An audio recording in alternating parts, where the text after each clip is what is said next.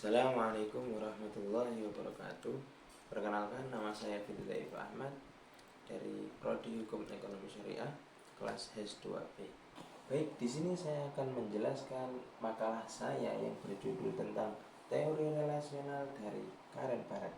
Sebelum masuk dalam pembahasan, lebih baik kita mengenal siapa itu Karen Barat. Biografi Karen Barat. Karen Pengijal Barat atau lebih dikenal dengan sebutan Barat lahir pada tanggal 29 April tahun 1996 di Amerika Serikat. Ia berprofesi sebagai ahli fisikawan, ahli filsuf, dan teoretikus feminisme. Barat adalah seorang fisikawan dan filsuf yang dikenal karena teorinya tentang agensial realisme. Ia memperoleh gelar PhD dalam bidang fisika teori dari Stony Brook University dengan spesialisasi dalam fisika kuantum. Selain berlatar belakang ilmu fisika, Barat juga memiliki ketertarikan mendalam pada filsafat sains dan studi feminisme yang kemudian membentuk dasar pemikirannya tentang relasi antar manusia, materi, dan dunia. Saat ini, Barat adalah profesor di University of California, Santa Cruz atau disebut UCSG di Departemen Studi Feminisme, Filsafat, dan Sejarah Kesadaran.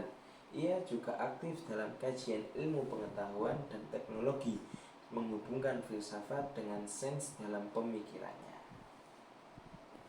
Filsafat ilmu adalah cabang filsafat yang berfokus pada analisis fundamental mengenai konsep, metodologi, serta validitas ilmu pengetahuan. Seiring dengan perkembangan zaman, ilmu pengetahuan mengalami transformasi signifikan, mendorong munculnya berbagai pendekatan baru dalam memahami hubungan antara manusia, objek, dan realitas. Pendekatan ini bertujuan untuk memberikan perspektif yang lebih komprehensif terhadap cara ilmu pengetahuan dibangun dan bagaimana manusia berinteraksi dengan dunia sekitarnya. Salah satu tokoh yang memberikan kontribusi besar dalam diskusi ini adalah Karen Barat, seorang filsuf dan fisikawan kontemporer yang memperkenalkan konsep agensial realisme. Teori ini menawarkan perspektif relasional yang mendekonstruksi pemisahan kaku antara subjek manusia dan objek realitas eksternal dalam agensial realisme. Pengetahuan tidak hanya memproduksi dan fenomen dan melalui pengamatan pasif, tetapi merupakan hasil dari keterlibatan aktif antara manusia dan fenomena yang dikajinya. Dengan demikian, teori ini menantang pandangan tradisional dalam epistemologi dan ontologi ilmu pengetahuan, serta memberikan wawasan baru tentang bagaimana realitas dan makna dibentuk dalam proses. Agensial realisme adalah teori ontologi dan epistemologi yang menyatakan bahwa realitas terbentuk melalui hubungan yang aktif, bukan melalui pengamatan pasif. Dalam pandangan Barat, pengetahuan tidak diproduksi dengan cara melihat realitas yang sudah ada, melainkan melalui keterlibatan langsung atau agensi dalam menciptakan realitas itu sendiri.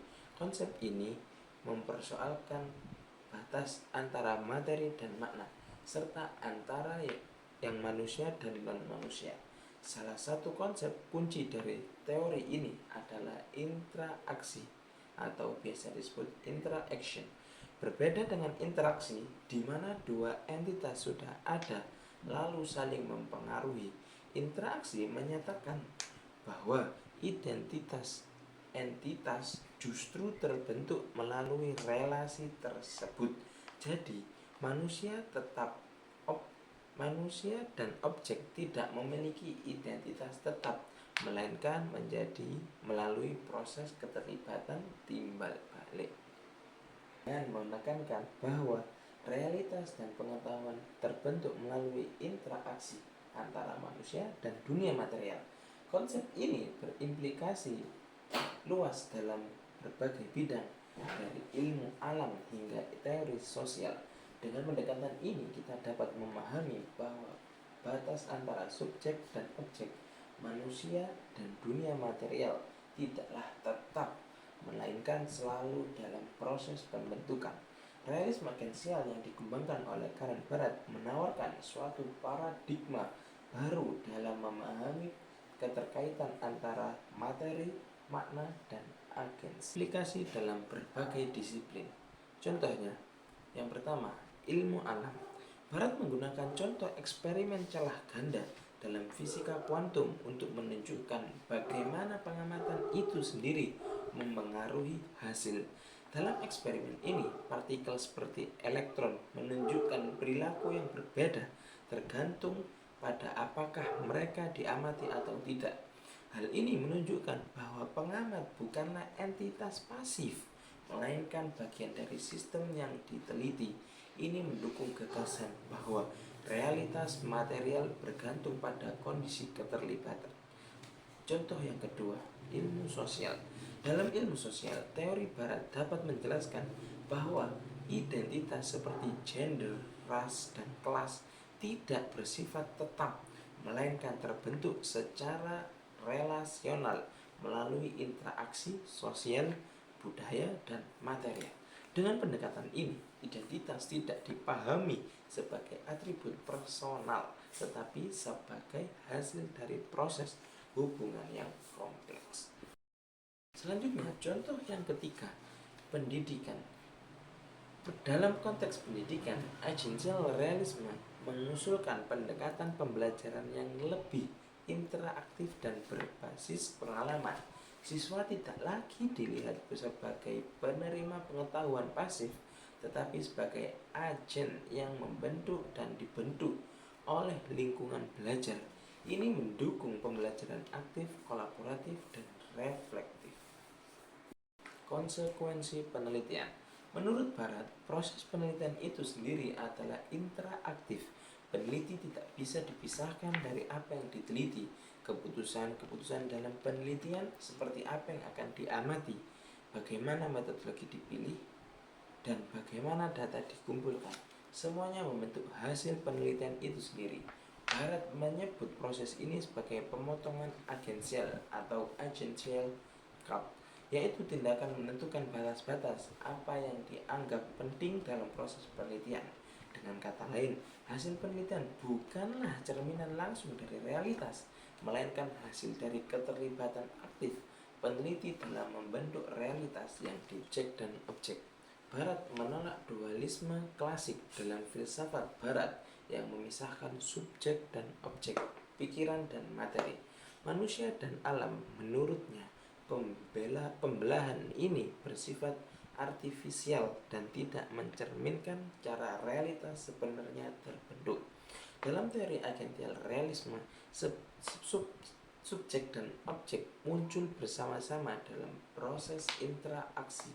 Dengan kata lain, tidak ada pengamat yang netral dan tidak ada objek yang diam dan terpisah. Realitas dilihat sebagai suatu yang dinamis, saling terkait, dan dalam proses terus-menerus. Ini mengguncang dasar-dasar epistemologi klasik dan mengajukan cara baru dalam memahami bagaimana kita mengetahui dan menjadi. Contoh kasus penerapan ilmu sosial saya ambil dari studi gender.